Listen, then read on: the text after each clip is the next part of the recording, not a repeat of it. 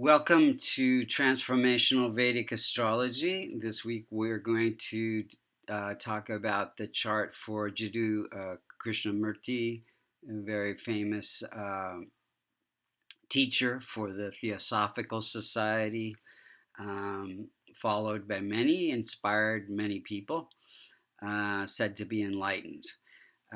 If you In Transformational Vedic Astrology, we are going to utilize the sidereal zodiac, and meaning that we're going placing a lot of emphasis on the rising sign.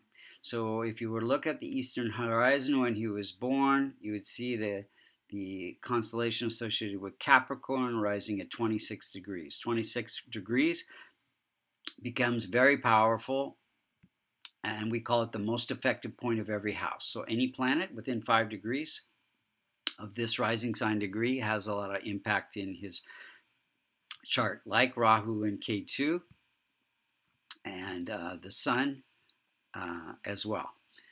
So we're going to talk about how the planets are operating in his chart, and then going to see when were operating in his chart, and then we'll see what we can do to remedy the chart. So first, let's talk about what the benefic planets and the malefic, functional malefic planets are. So we know that some planets rule two signs, but one sign has the stronger influence. So we call those the multrikona signs: 1, 4, 5, 6, 7, 9, and 11 are the multrikona signs. And wherever those signs fall in the chart, it activates those houses to be what Krishnamurti was working on in this lifetime. He was working on wealth and fame. He was working on happiness. He was working on partnerships and living abroad. He was working on transformational spiritual experiences. He was working on teaching. He was working on his career. He was working on enlightenment. So those are the main areas of life that he was working on. Let's look at the planets. Sun is at 28 degrees, so it is in old age. Any planet that's more than 25 degrees or less than 5 degrees is said to be weak and not able to support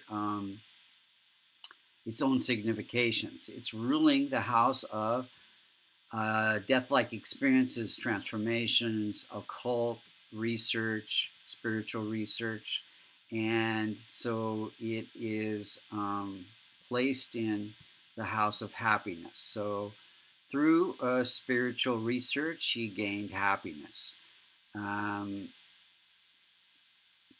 Now, let's see here. He did also get good support from his father, who was a clerk for the Theosophical Society, which he was a part of. From a very, very early age, he was picked out to be a part of that, a leader in that Theosophical Society. Moon is at 2 degrees, so less than 5, so slightly weak. It's placed in the 12th house of enlightenment, and it is ruling the house of living abroad. So, and partnerships. So partnerships in living abroad and teaching and spiritual growth. So all of that. Mars is at 19 degrees. It is ruling the house of happiness, and it is placed in the house of healing. So happiness through healing others, basically. Mercury is at 6 degrees, and it is placed in the house of children, education, and investments. It is ruling the house of good fortune and teaching. So through he gained good fortune through teaching, communication. He was a great teacher, communicator, very powerful. Jupiter is at 12 degrees. So any multicona sign that falls in the 6th, the 8th, or the 12th, the challenging houses, becomes functional malefic. So Sun was a functional malefic, can cause harm at some points, and Jupiter as well. So Jupiter is ruling the house of spiritual growth, and it is placed in this house of healing. So spiritual growth again through healing others, and with some conflict. He had some controversial speech. He was at one point rejecting all religion, dogma, even the Theosophical Society. He gained enlightenment without a path, so to speak.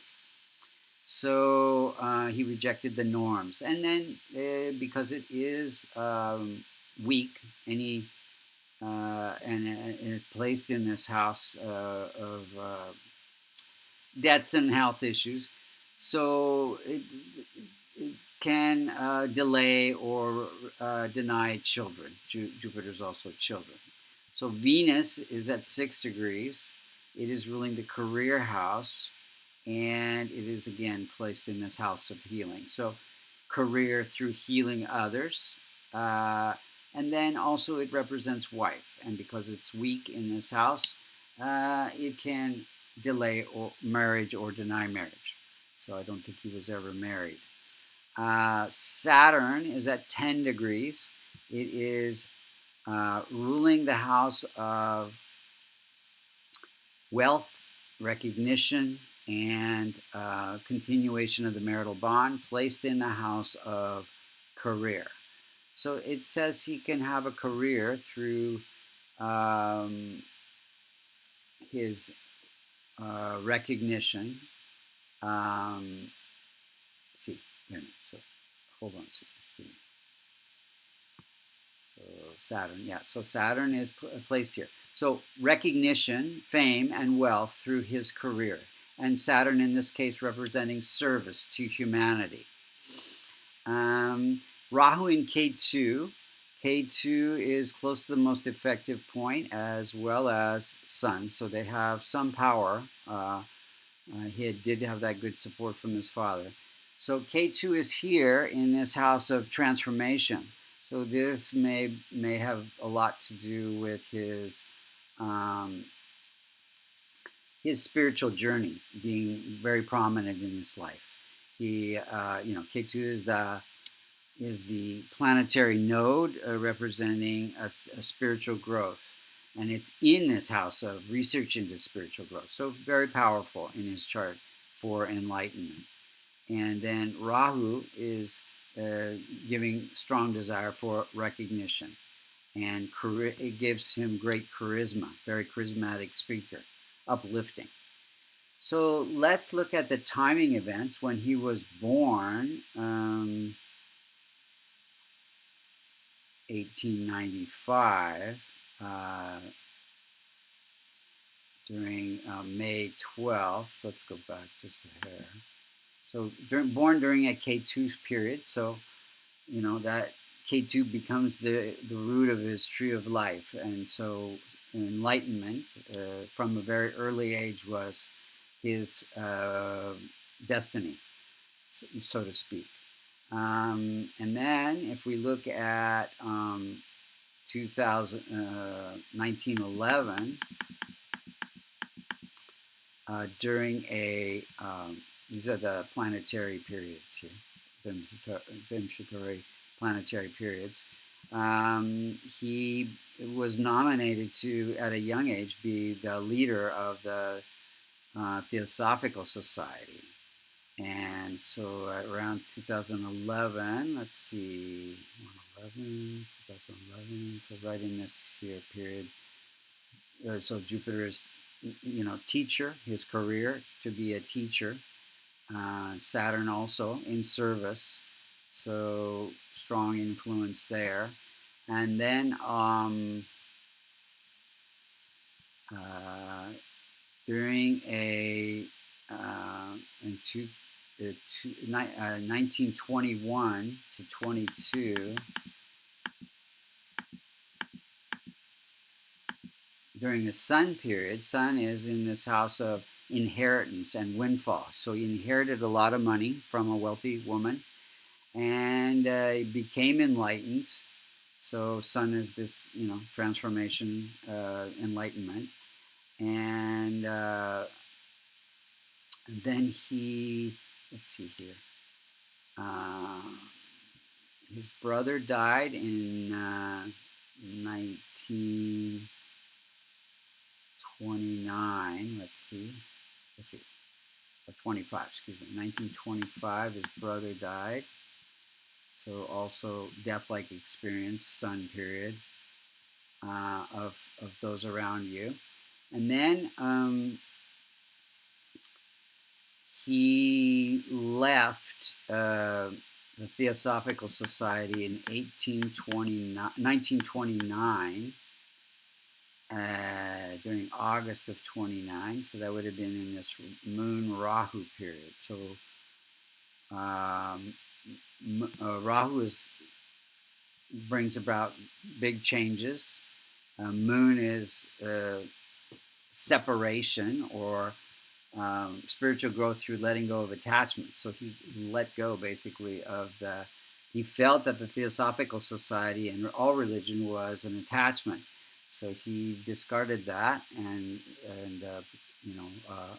spoke about how religion can be an attachment to spiritual growth. And then in 1986,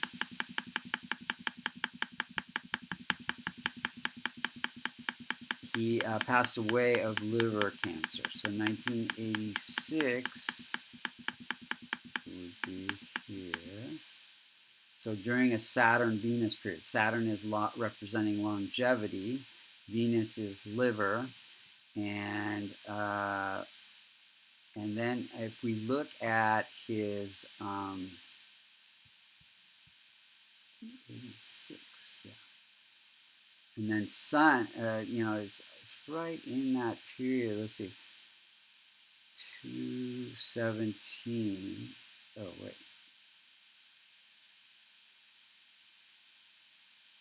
it's actually during a K2 period. So this is death-like experiences. So during his Saturn K2 longevity and death-like experiences period, he passed away.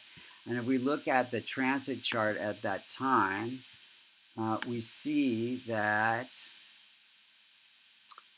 K2, which is spiritual enlightenment and traumatic, catastrophic experiences, is afflicting at K2 is at 8 degrees, and Jupiter is at 5, and Sun is at 5. So K2 is afflicting Sun, which is death-like experiences, and Jupiter, which is end-of-life experiences, in this very powerful spiritual way. So those are the life-changing events. Now, what can we do to strengthen his chart?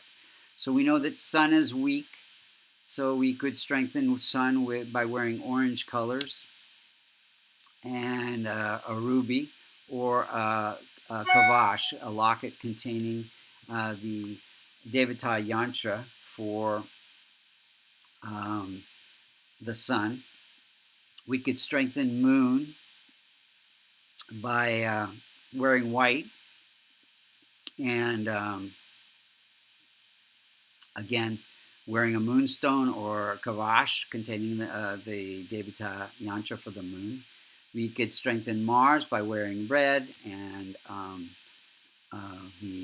wearing red coral or the Devata yantra for Mars. We could strengthen Mercury by wearing green, or the Devata yantra for Mercury, or wearing an emerald on the pinky finger, right pinky finger. We could transform. Now, we don't want to strengthen the malefics. So the malefics are Jupiter, Sun, Rahu, and Ketu. So we want to transform Jupiter by helping spiritual organizations, which he already was doing. And you could do that by also listening to Ganesh chants. And we want to transform the Sun not by wearing orange colors. Excuse me, it's a malefic. So You strengthen sun by helping men, helping others who cannot help themselves, and by listening to Vishnu chants. Um, and then Venus and Saturn could be strengthened. Venus could be strengthened by wearing white, wearing a diamond, um, and also by helping women. And Saturn you can strengthen by wearing a blue sapphire or the kavash containing the Devata yantra for Saturn. And you can also listen to Shiva chants. And Rahu and Ketu. Ketu you want to transform by listening to Ganesh chants and helping spiritual organizations, which he did do, and Rahu helping those who cannot help themselves on listening to Shiva chants. So these are the things that could be done to strengthen the chart. And thank you for listening. If you're interested in a transformational Vedic astrology reading, which will give you many tools to move more gracefully through your life and see how the planets are influencing your career, your health, your finances, you can go to www.vastucreations.com under services, and you can find different types of astrology readings. I can recommend starting with the yearly reading. And then you can also learn and become certified as a transformation Vedic astrologer at www.American Institute of Vastu.com. Thank you again for listening.